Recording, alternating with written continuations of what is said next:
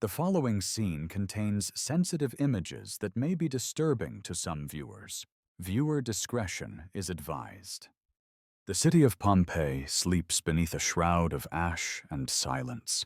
In the shadow of Mount Vesuvius, where vineyards once rolled down green hillsides and marble courtyards echoed with laughter, time itself has been locked in a single, eternal moment. The air here is still, heavy with the scent of dust and distant sulfur, as if the earth remembers the day it turned against its own children.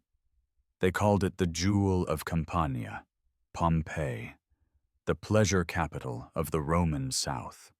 Wealthy merchants built villas that caught the sea breeze, mosaics glittered in candlelight, and bathhouses steamed with murmurs of gossip and politics. Yet beneath this surface of luxury lay a sleeping god. Vesuvius, its slopes fertile and green, was thought to be extinct. The poets wrote of its vineyards, not its fury. Farmers tilled the soil that one day would bury them. For nearly 7 centuries, Pompeii thrived under the banners of empire. It survived Samnite wars, Roman conquest, and the tremors that rattled its foundations in 62 CE.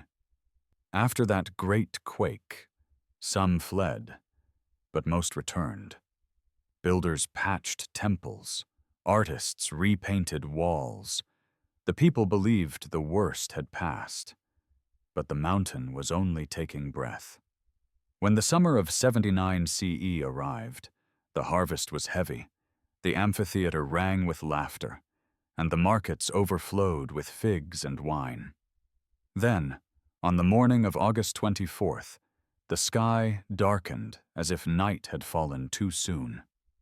A column of smoke rose higher than any storm cloud.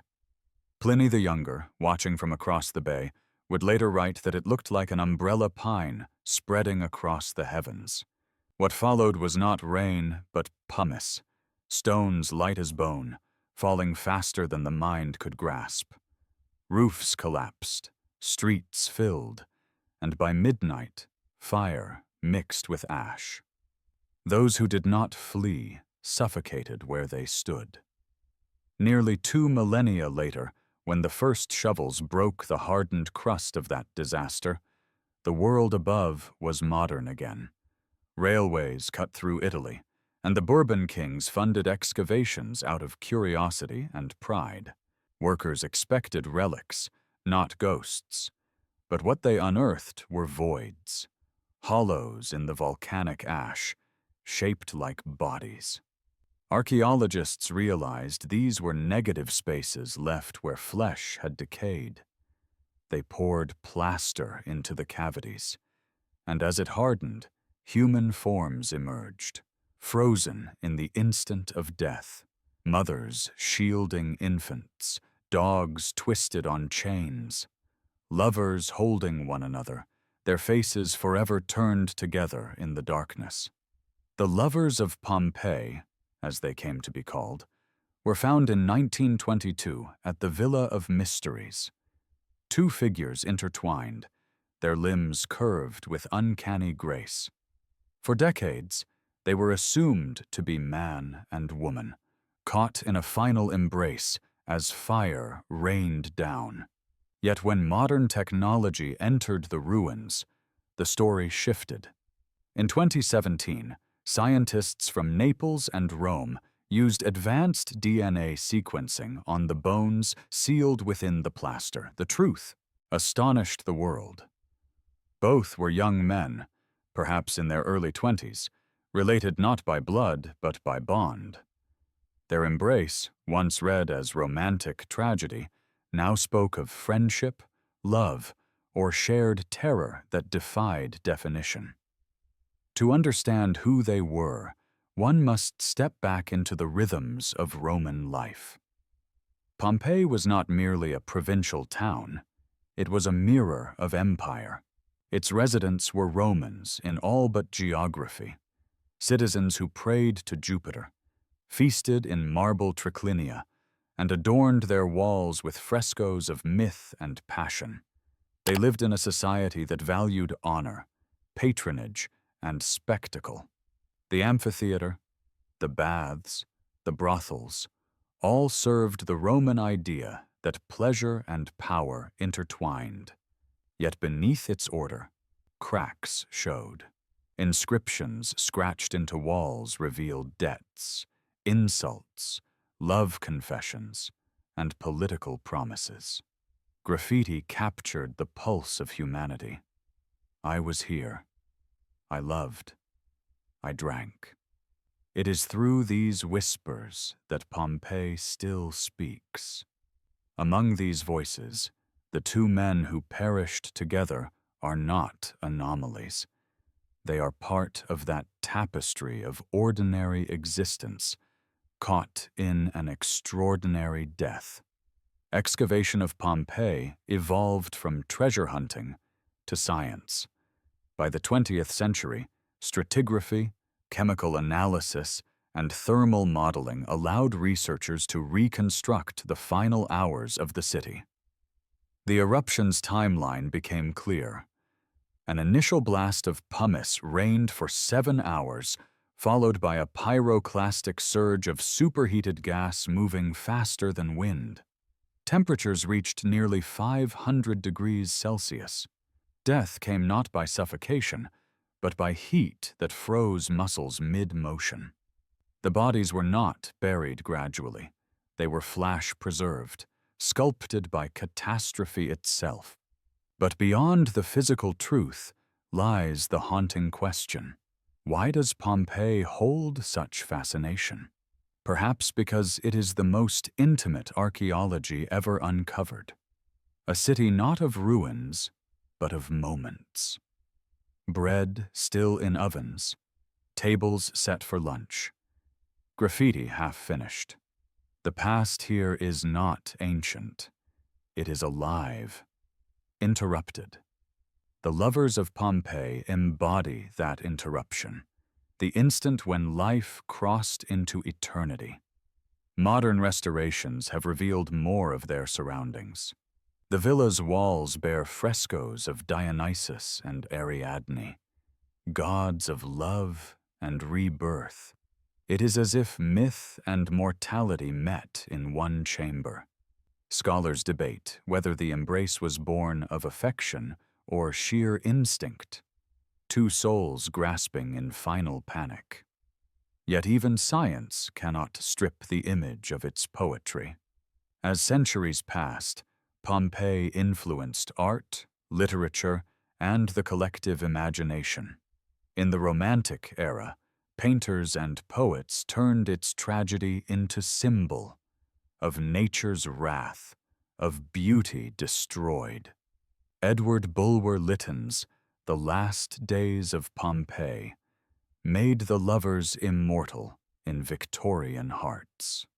Later, archaeologists like Giuseppe Fiorelli and Amedeo Maiuri transformed the site into a laboratory of time, where humanity itself became the exhibit.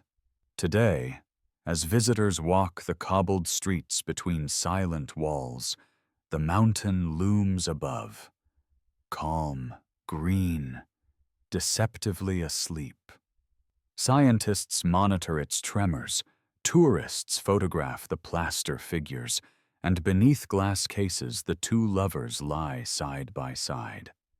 They have traveled through empire, ruin, rediscovery, and now digital immortality.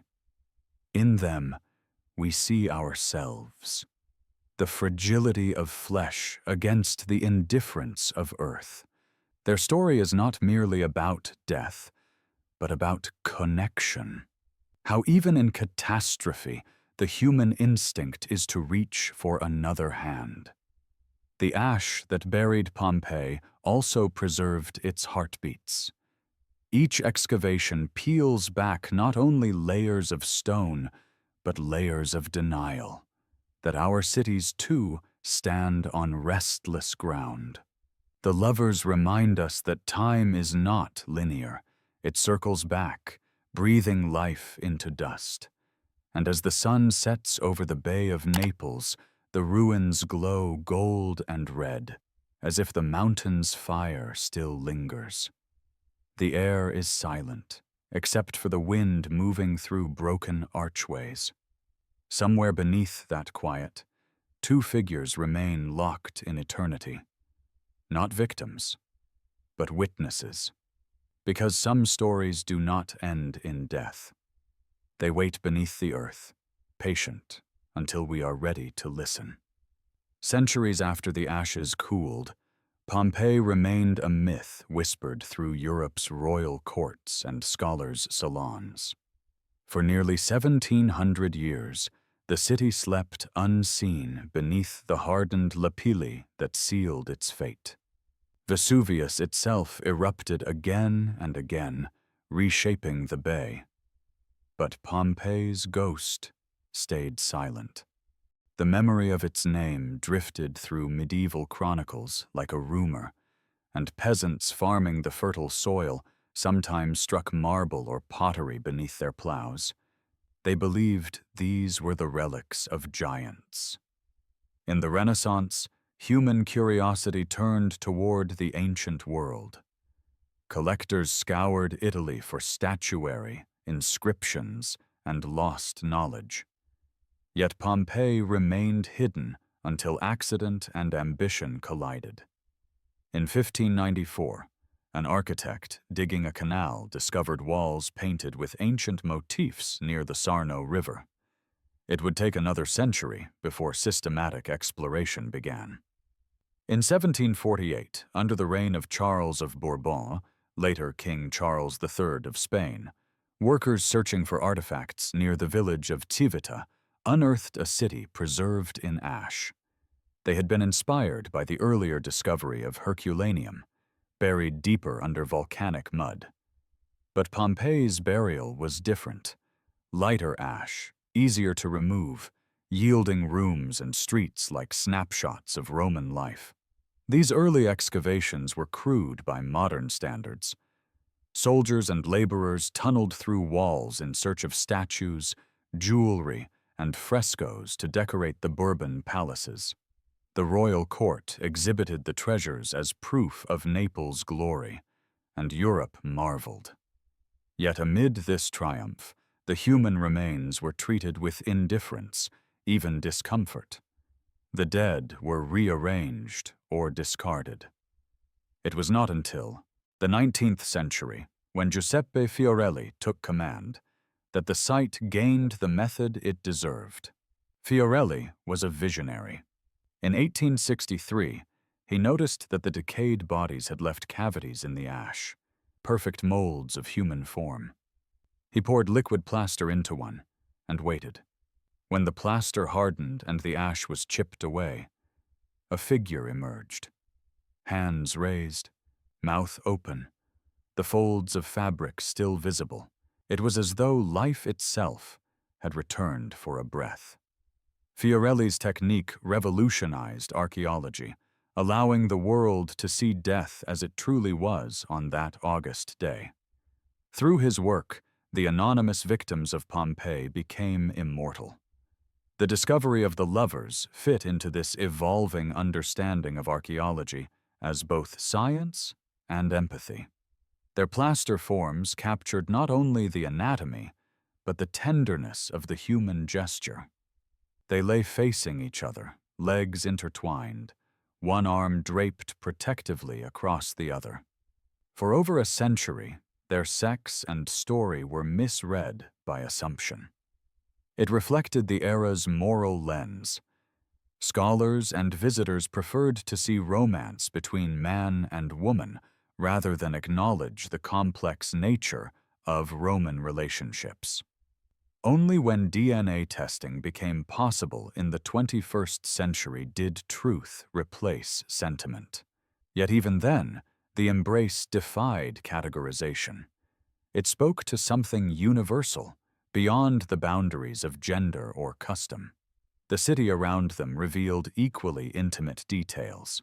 In the bakery of Modestus, 21 loaves of bread still sat in an oven, scored and divided for sale.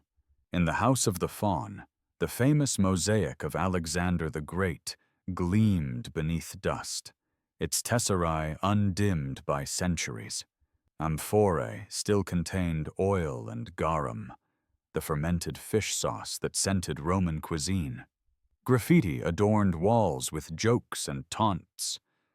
Gaius Pumidius Dipylus was here, scratched in Latin letters, or I admire the woman who sits here. The eruption had frozen not just people, but emotions, aspirations, even humor. Yet Pompeii was not isolated from its world. It was a node in the empire's vast trade network, tied to the politics of Rome itself. Its port brought in wines from Gaul, olives from Spain, and slaves from Africa and the East. Aristocrats retreated here to escape the heat and intrigue of the capital.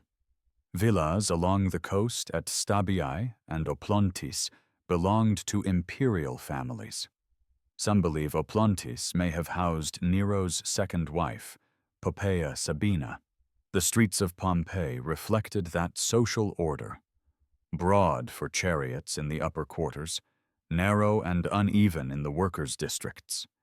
At its heart stood the Forum, flanked by temples to Jupiter, Apollo, and Venus, protector of the city. Religion infused daily life. Every house contained a laurarium, a small shrine where families offered wine and incense to guardian spirits. Festivals celebrated the gods of harvest and love. Yet the Romans saw divinity not as mercy, but as power, forces that demanded respect rather than devotion. When Vesuvius stirred, few understood it as warning. Earthquakes were part of nature's rhythm. The philosopher Seneca even used the 62 CE quake to illustrate the Stoic idea that the earth, like humans, breathed and shifted. Faith did not prepare them for apocalypse. Modern archaeologists continue to unearth new layers beneath the layers. Digital scanning now maps entire quarters never before excavated. In recent years, frescoes have emerged with colors still vivid: deep crimson, cobalt blue, gold leaf intact. Rooms once dismissed as servant quarters revealed paintings of mythic beauty, suggesting a more complex social structure than imagined. Every find challenges assumptions, and yet the lovers remain the most haunting artifact of all. They compress in their posture the essence of Pompeii: beauty and ruin, intimacy and extinction. Anthropologists examining them note that both suffered the same instant of annihilation, death so swift that muscles contracted before nerves could register pain. In that moment, gesture became eternity. Across the centuries, artists returned to them for inspiration. John Martin painted infernal skies. Edward Bulwer Lytton wrote of lovers fleeing beneath raining fire. Even modern cinema borrows the silhouette of the embrace, echoing it in scenes of disaster and farewell. The image persists because it captures the paradox of human existence. We perish, yet we cling. Today, conservation efforts protect the site from a different kind of destruction: weather, tourism, neglect. Scientists battle decay with lasers and nanomaterials, stabilizing frescoes, analyzing pigment chemistry. The very air that once preserved Pompeii now threatens it as climate changes. Vesuvius stands quiet, but not dormant. Seismographs still tremble occasionally. The city beneath serves as both warning and mirror. In museum glass cases, the lovers rest together, their plaster cracked, but their story unbroken. Visitors lower their voices instinctively, as if entering a temple. It is not pity that fills the space, but recognition. What was lost here was not merely a city, but a moment when ordinary life, in all its joy and imperfection, was caught in the turning of the world. As night descends on the Bay of Naples, lights flicker along the shore where ancient ships once sailed. The mountain's silhouette looms, dark against a fading sky. Somewhere beneath that soil, untouched chambers still wait, holding the breath of those who have not yet been found. Its silence is a language, one of ash and memory. And in that language, the lovers continue to whisper of a world that vanished, yet never truly died. As the centuries unfolded and modern science evolved, Pompeii's story deepened from tragedy into revelation. What had once been seen as a frozen ruin became an open book on ancient civilization, its pages written not in ink, but in plaster, pigment, and bone. Every excavation revealed not only the mechanics of Roman life, but its emotions, its contradictions, its mortality. Archaeology here did not merely collect artifacts, it resurrected moments of being. In the decades following World War II, Italy's Ministry of Culture launched the most extensive preservation effort in its history. Teams of archaeologists, architects, and historians converged upon Pompeii, turning the city into a living laboratory. They studied everything from the geometry of its streets to the chemistry of its ash. Volcanologists mapped the pyroclastic surges, learning how heat and pressure sculpted death into form. Osteologists analyzed skeletons, decoding diet, disease, and social class. The bones of slaves showed years of hard labor, worn joints, compressed vertebrae, while patrician remains bore marks of luxury, rich diets, fewer fractures, traces of perfume oils in their hair. Through such studies, Pompeii transformed into the most complete cross-section of Roman society ever discovered. The city's very layout mirrored its hierarchy. The grand houses of the elite in the upper terraces, workshops and taverns below, and brothels tucked between. Yet what astonished scholars was how interconnected this world was. Wealthy homes contained graffiti from servants and lovers. Courtyards that once hosted senators also heard laughter from slaves. The line between sacred and profane blurred in the frescoes that adorned dining halls, images of gods, myth, and sensual pleasure existing in harmony. To the Romans, beauty and transgression were not opposites, but reflections of life's fullness. The lovers, preserved together amid that tapestry, seemed to embody this duality. Forensic imaging revealed the delicate folds of their garments, suggesting that they were caught indoors, perhaps seeking shelter as the roof collapsed. Nearby, fragments of jewelry and amphorae implied a domestic space, not a street or public area. They were not fleeing. They were waiting. Theories proliferated. Servants protecting each other. Brothers, companions. But the most compelling interpretation was also the simplest. They reached for one another as the world fell. Across the second half of the 20th century, Pompeii's cultural impact widened. Writers like Primo Levi and poets such as Seamus Heaney invoked its imagery to explore memory and survival. Filmmakers recreated the eruption in spectacles of flame and terror, yet none could match the quiet power of the plaster figures. Psychologists saw in them an archetype, the embrace against annihilation, the human instinct to connect even in futility. In 1997, UNESCO inscribed Pompeii as a World Heritage Site, recognizing it as a unique testimony to the civilization of Rome and to the fragility of human might. The designation brought funding, tourism, and new ethical questions. How should a city of the dead be shown to the living? Over time, curators shifted from sensationalism to reverence. Exhibition halls were redesigned with dim lighting and slow, meditative pacing. Visitors encountered the victims as individuals, not curiosities. The lover's case became a pilgrimage point for those seeking to feel history's heartbeat. Meanwhile, technology continued to peel back layers invisible to the naked eye. Ground-penetrating radar mapped unexcavated blocks. Drones traced collapsed roofs and ancient drainage systems. 3D modeling allowed archaeologists to reconstruct entire houses digitally before touching a single stone.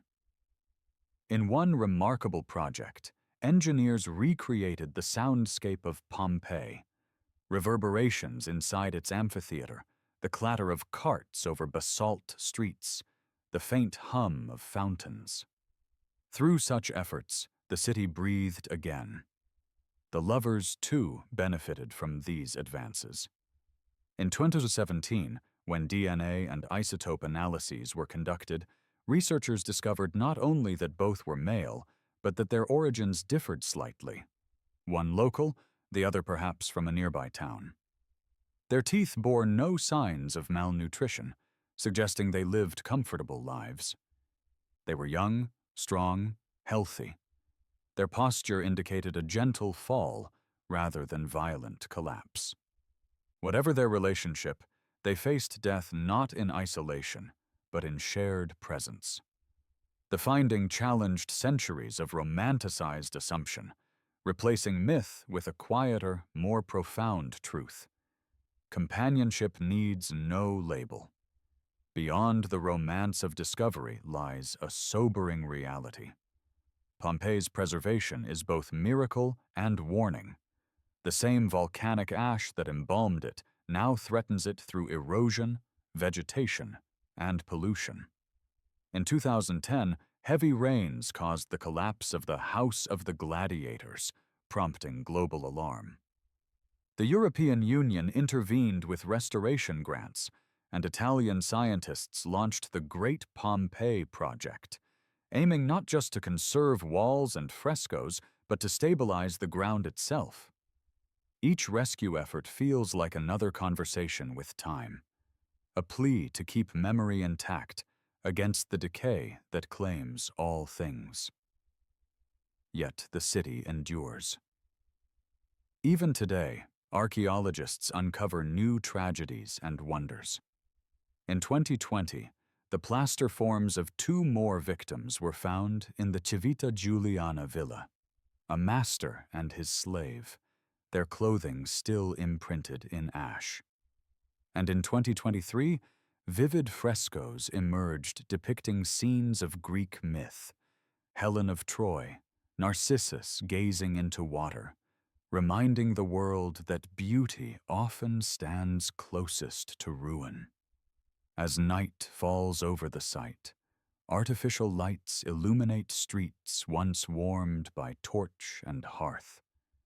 The shadows of columns stretch across the paving stones where Roman feet once passed. The mountain above glows faintly in twilight, its slopes quiet, fertile again. And within a museum room cooled and dark, the lovers rest, their plaster surfaces pale as moonlight. They have become more than an archaeological curiosity. They are ambassadors of a vanished humanity. Each generation projects its fears and hopes upon them. The Victorians saw romance, modern scholars see identity, and the future may see something else entirely. But through all interpretations, their essence remains: 2 lives meeting in the final instant before silence. Pompeii's lovers remind us that archaeology is not about relics, but about recognition. To uncover the past is to uncover ourselves, the fragility of our empires, the impermanence of our joys. Beneath every ruin lies the echo of laughter, of labor, of love. As the winds sweep across the crater of Vesuvius, carrying the scent of sulfur and pine, one can almost imagine the murmur of the old city, the market calls, the distant music, the heartbeat of a world that thought itself eternal. It is all still there, imprinted in the ash, waiting for the next careful hand to brush away the dust. Because in the end, Pompeii is not a city destroyed, but a city paused, a portrait of life halted mid-sentence.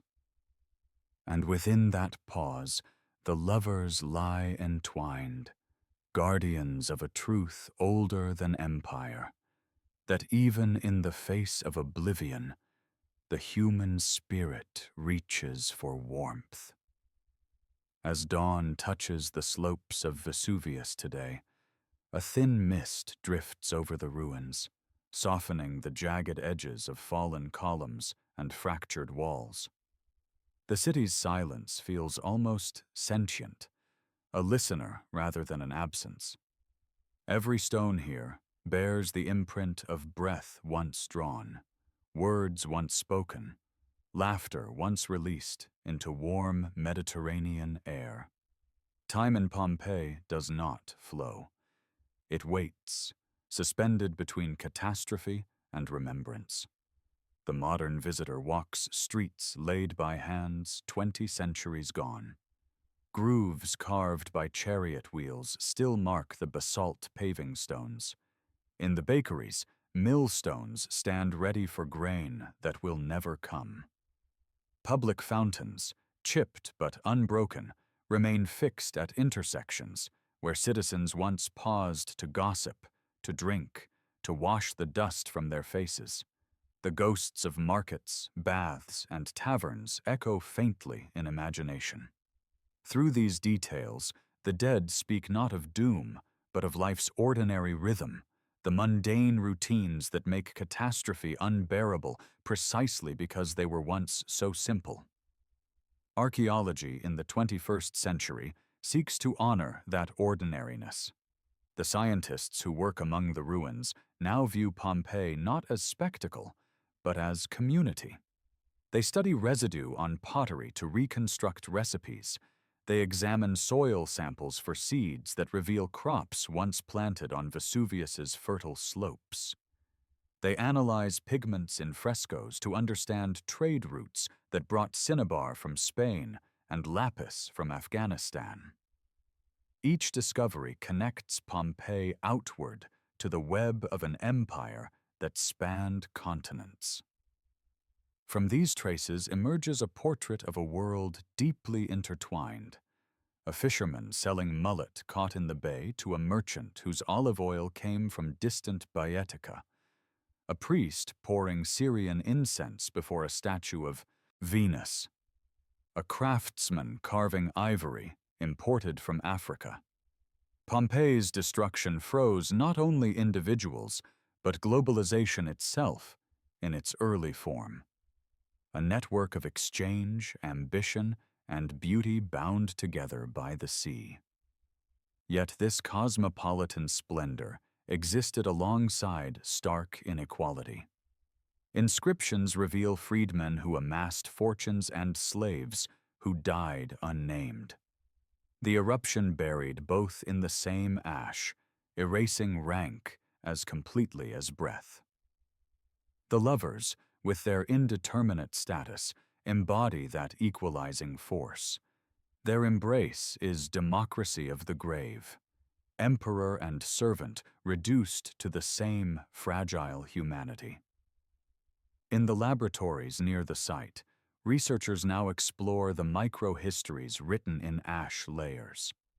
Volcanic particles carry chemical signatures that chronicle every minute of the eruption. Thermal imaging recreates the temperatures that sealed Pompeii's fate. Digital animation turns static ruin into motion once more. The data confirm that the first wave of pumice struck the city around midday, the final pyroclastic surge before dawn. Within those hours, the entire population of some 10,000 souls vanished from the map of the living. But Pompeii's story did not end in loss. Its preservation gave birth to modern archaeology itself. The techniques refined here, stratigraphy, context recording, plaster casting, became foundations of the discipline worldwide. Excavations in Egypt, Greece, and Mesopotamia all trace intellectual lineage back to these ashen streets. Pompeii taught the world that the past could be read like literature, each layer a paragraph, each artifact a sentence. The lovers, in this sense, are both artifact and text. Their discovery reshaped not only knowledge, but emotion. They altered how people perceive antiquity, not as marble perfection, but as flesh, gesture, feeling. Museums that display them now accompany the figures with narratives of daily life, inviting empathy rather than awe. Viewers stand before them and sense not distance but proximity, as if time has folded inward. Art continues to echo their form. Photographers reproduce the curvature of their arms. Choreographers base dances on the stillness of their embrace. Psychologists cite them when speaking of attachment under duress. In every field they touch, the lovers remind humanity that survival is not always the point. Connection is. The city's ongoing excavations push ever closer to completeness, though total revelation may never come. Parts of Pompeii remain deliberately unexcavated, sealed beneath soil for protection, an archive preserved for future generations with better tools and gentler hands. Beneath those untouched layers, more stories lie waiting, letters unwritten, meals uneaten, gestures half-made. Each discovery will add a note to the great elegy of the city, but none will end it. When night descends and the day's tourists drift away, Pompeii reverts to its natural state, a landscape of shadows and whispering wind. The moonlight slides across the cobblestones, catching the outlines of doorways, the faint shimmer of fresco pigments. From the vantage point of the crater rim, the ruins resemble a constellation fallen to earth. It is easy to imagine that the mountain itself keeps vigil over what it destroyed. Across the gulf, Naples glitters, alive with sound and traffic, the modern world unaware that its foundations are layered atop ancient grief. Scientists monitor Vesuvius continually, mapping its magma chamber, studying seismic tremors. The mountain sleeps, but lightly. Each reading reminds the living of nature's balance between creation and annihilation. In the hush of that awareness, Pompeii becomes more than a tragedy. It becomes a mirror for civilization itself, a reflection of how art, love, and ambition can thrive at the edge of destruction. The lovers are its heart, a single, silent argument against oblivion. Their story will outlast us all, for it is carved not in stone, but in recognition. They teach that memory is the truest form of resurrection, and that to remember the past is to grant it breath once more. As the first light returns over the mountain, painting the ruins in gold, the city seems to stir. The fountains glisten, the streets gleam with dew, and the plaster figures rest beneath their coverings, untouched, eternal. Somewhere beneath that quiet surface, life endures in the echo of an embrace, warm, unbroken, human. Because some stories, once unearthed, never return to silence. When the morning sun filters through the ancient archways of Pompeii, it falls on streets that have not felt true life in nearly 2,000 years. Yet there is a warmth in the stones, a lingering memory of footsteps, laughter, and routine. This city, frozen mid-motion, is the most eloquent time capsule humanity has ever known. And within it, the lovers remain as silent witnesses, symbols of something eternal, that even in the final instant of terror, love and connection endure. Over time, Pompeii became not only a site of archaeological discovery, but of cultural reckoning. The ruins forced humanity to confront its illusions of permanence. No empire, no art, no achievement, not even the Roman world at its height, could outlast the indifference of nature. The same volcano that nourished the vineyards and enriched the soil turned that abundance to cinders. It is this paradox, creation and destruction intertwined, that gives Pompeii its haunting power. In the 1800s, as industrialization transformed Europe, the rediscovery of Pompeii captured the imagination of writers and philosophers who saw in it both beauty and warning. Johann Wolfgang von Goethe walked its streets and wrote that many disasters have befallen the world, but few have brought posterity so much joy. To him, the ruins were not relics of despair, but of revelation, a window into the texture of everyday life long lost. Later, in the Victorian Age, fascination with Pompeii merged with moral anxiety. Artists painted scenes of decadence and judgment, where opulence was punished by divine fire. The lovers, discovered amid that cultural current, embodied the sentimental ideal of purity amid ruin. As the 20th century unfolded, Pompeii entered the age of cinema and mass tourism. The eruption became a metaphor retold in countless forms, films depicting lovers separated by flame, novels weaving fictional citizens into the historical catastrophe. Yet the real city resisted dramatization. Its quiet eloquence outlasted spectacle.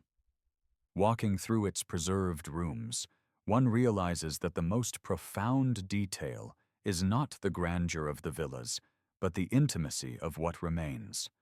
A loaf of bread, a scratched note on a wall, a child's toy lying in the ash.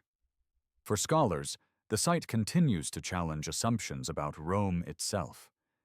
The empire was not a monolith, but a mosaic of cultures, and Pompeii's cosmopolitan mix, Greeks, Romans, Syrians, Africans, demonstrates the diversity that pulsed beneath imperial order.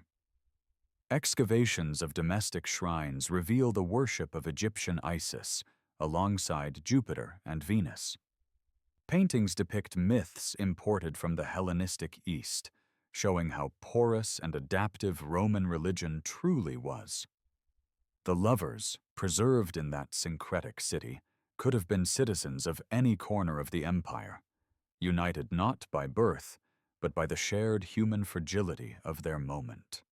The eruption also reshaped understanding of disaster itself. Volcanologists studying Vesuvius use the stratified layers of ash as a geological diary of the event. Each layer records a phase of destruction: pumice rain, roof collapse, firestorm, ash fall. From these records, scientists reconstruct the precise sequence of catastrophe minute by minute. Such research not only deepens knowledge of ancient history, but saves lives today, informing evacuation protocols for the dense cities that now ring the volcano's base. Pompeii's tragedy became the blueprint for prevention. In the 21st century, the narrative surrounding the lovers has matured into something more contemplative. DNA analysis dispelled earlier myths, but rather than diminishing the story, it enriched it. The embrace now transcends gender and romance. It is seen as testament to the shared vulnerability that defines existence. Their plaster forms are reminders that identity, love, and survival are all temporary faces of a deeper continuity. Each time the figures are restored or displayed, curators speak not of who they were, but of what they represent: the instinct to hold on. As global crises unfold, earthquakes, pandemics, wars, Pompeii feels increasingly relevant. It embodies the constant dialogue between human ambition and the forces beyond control. Archaeologists, working delicately with brushes and sensors, often describe a sense of communion rather than discovery. They say the city breathes with them, that those who won. Ash is not lifeless dust, but the memory of breath itself. The lovers, encased in plaster, are the most intimate expression of that idea. Their posture captures the last negotiation between fear and hope. Standing before them, one sees neither horror nor peace, but stillness, the same stillness that follows a storm when the air hums with what has passed.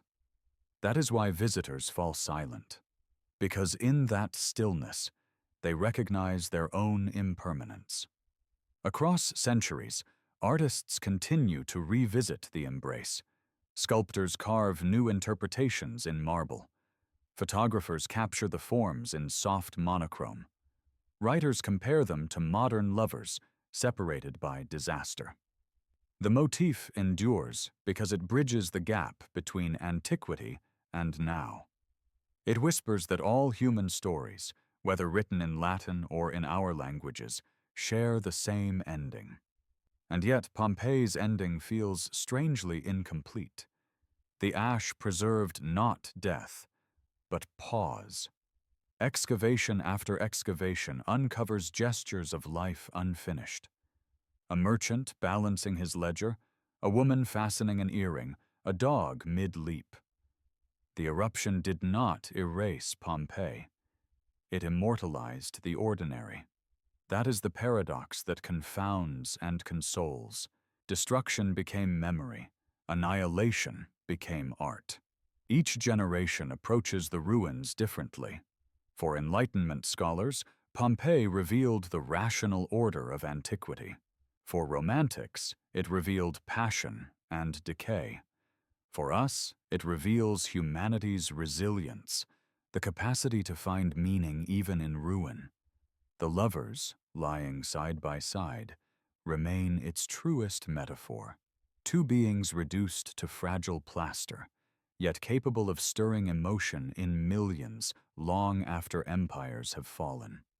As evening descends once more over the Bay of Naples, the mountain's silhouette grows sharp against a sky of fading gold. The air smells faintly of salt and smoke. Down below, the ancient streets darken, the mosaics glimmer with the last light, and silence returns. Somewhere beneath layers of time, the lovers still rest, untroubled by the ages that have passed above them. Their story, shaped by fire and ash, now belongs to the world. Pompeii endures not because it was destroyed, but because it was seen, remembered, and loved across millennia. It stands as proof that even when the earth itself turns against us, something survives. The imprint of touch, the shape of compassion, the evidence that we were here. And so the mountain sleeps, and the city dreams beneath it. The lovers remain entwined in their eternal gesture, holding for all of us the brief, shining truth that life, no matter how fleeting, is always worth remembering. Because in the ashes of Pompeii, humanity did not end. It was simply preserved.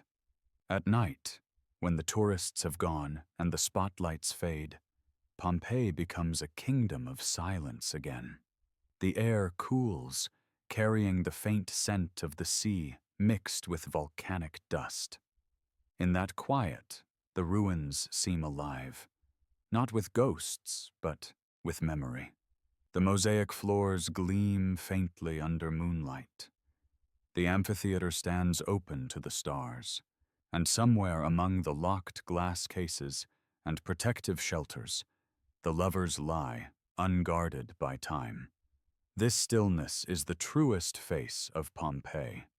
Here, history is not confined to books or museums.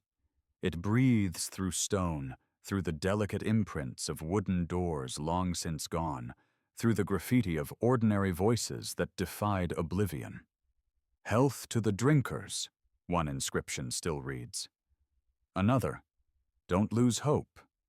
Messages scrawled 2 millennia ago, and yet they echo perfectly into our century. The city's rediscovery transformed not only archaeology, but our relationship with mortality.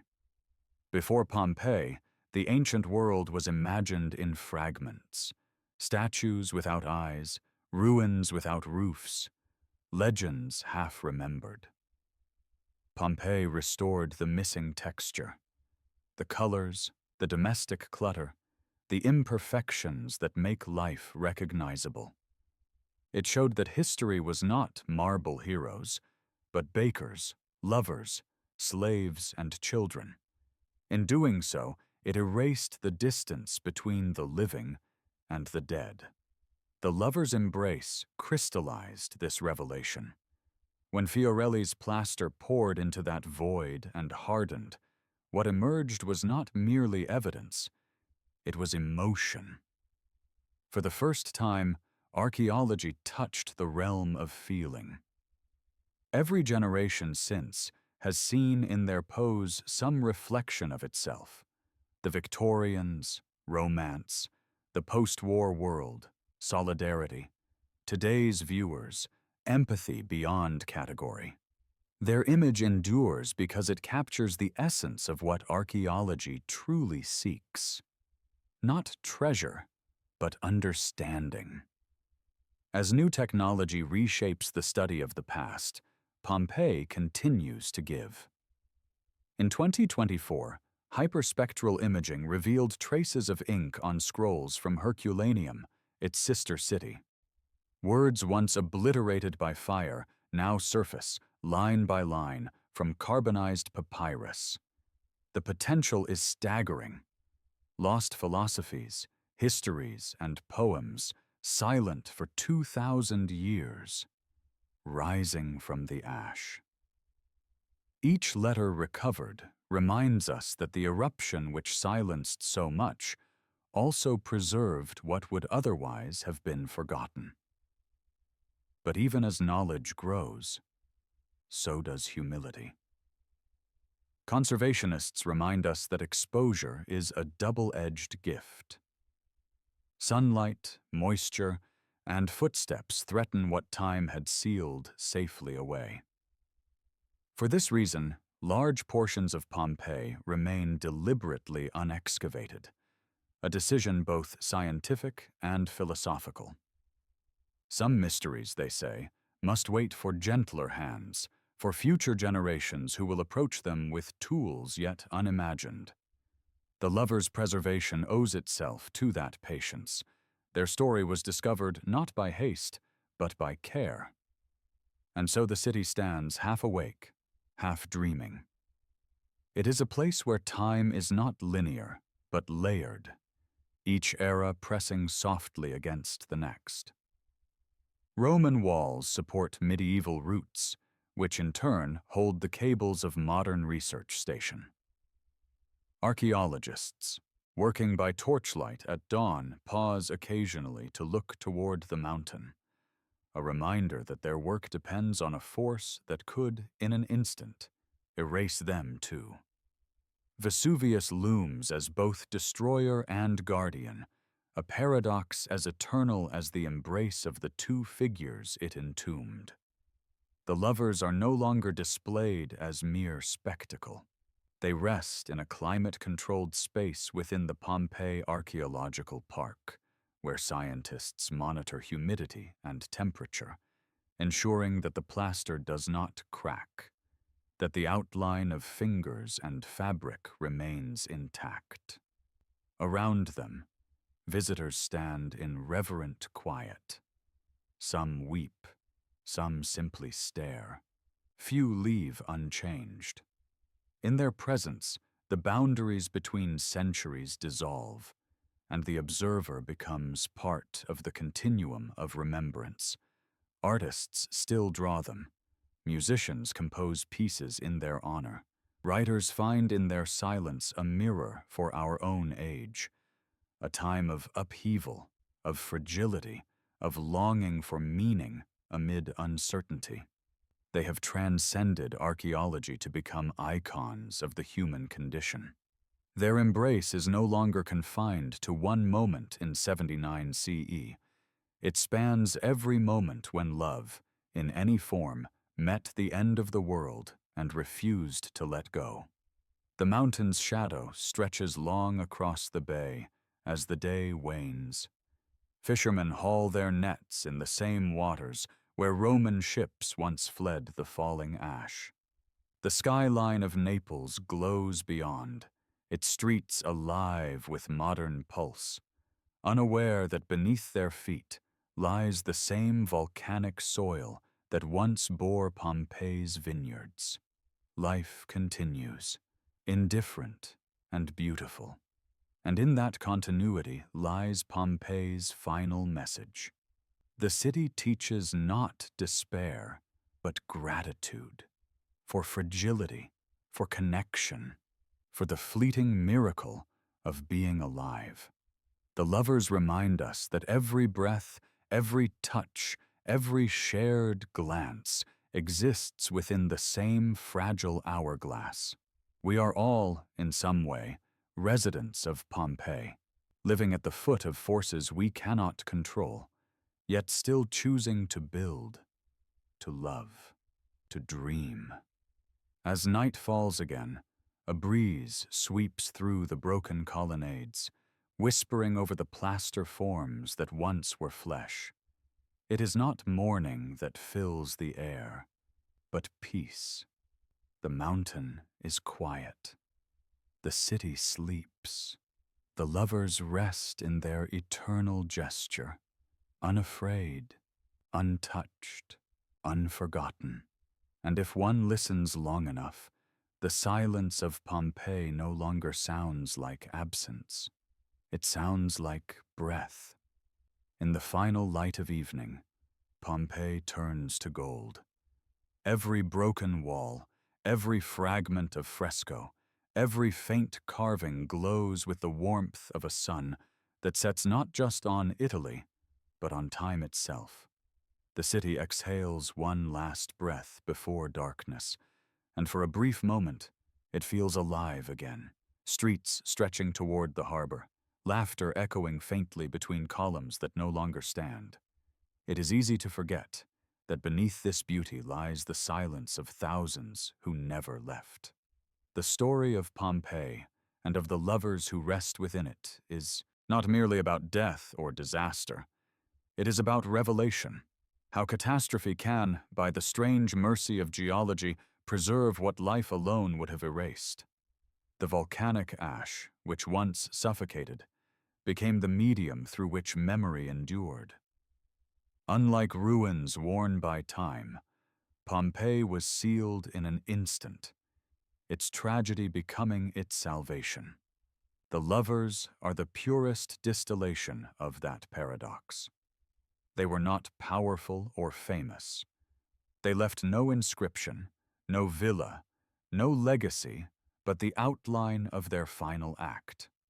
And yet that act, a human embrace in the face of annihilation, has outlived emperors and dynasties. It has crossed oceans, languages, and centuries to remind us that the measure of civilization is not its monuments, but its compassion. Modern science continues to read their story in finer detail. Microscopic analysis of the plaster shows traces of linen fibers, suggesting the clothes they wore. Spectroscopy reveals the chemical fingerprint of the ash that shaped them. Even the orientation of their limbs tells part of the tale. How the force of the pyroclastic surge entered the room, how they fell together rather than apart. Each discovery makes them more real. Not statues, not myth, but people whose final seconds can still be traced by the patient logic of investigation. But beyond science lies something archaeology cannot catalog, the resonance that draws millions to stand before them. They are fragments of history, yet they speak in the universal language of tenderness. Their faces, blurred by time, still communicate more than any inscription could. They remind us that love, in all its forms, is the last defiance against oblivion. Pompeii's ruins stretch wider than the eye can follow, yet the heart of the city resides in moments like this. In the villa fresco showing a mother teaching her child to write. In the bakery's charred loaves. In the imprint of a small dog still on its leash.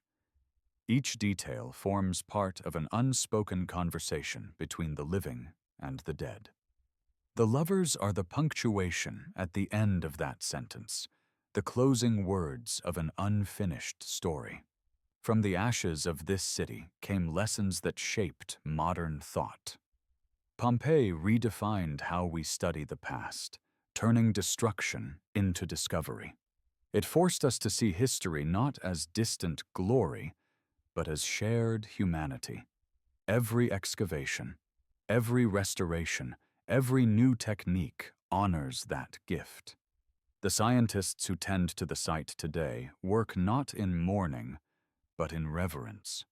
They know they are caretakers of a conversation that must never end. As darkness finally claims the bay, lights shimmer along the coastline where Naples hums with modern life. The volcano looms above, its silhouette calm against the stars. No rumble disturbs the night. The mountain sleeps, its breath slow and unseen. Beneath its slopes, Pompeii rests in quiet dignity, its streets bathed in moonlight, its secrets safe for another day. Somewhere deep within the ruins, the lovers remain locked in their eternal gesture, no longer victims, but symbols of the persistence of human warmth. Their story, excavated from silence, now belongs to all who seek meaning in impermanence. They are proof that even when fire consumes and ash buries, something of us endures. Not the body, not the stone, but the impulse to reach for another in the final heartbeat. The centuries pass, civilizations rise and fall, and still their embrace holds. It is the simplest of truths, and the oldest, that to love, even at the edge of the world, is to defy the void. As dawn approaches once more over Vesuvius, the mist returns to the valley. The mountain blushes pink with light, the same light that once shone upon the villas, the gardens, the lovers, and the sea. And in that gentle radiance, the past and present merge, one heartbeat echoing across 2,000 years. Pompeii endures not because it survived, but because it was remembered. The lovers endure because they remind us what it means to be human.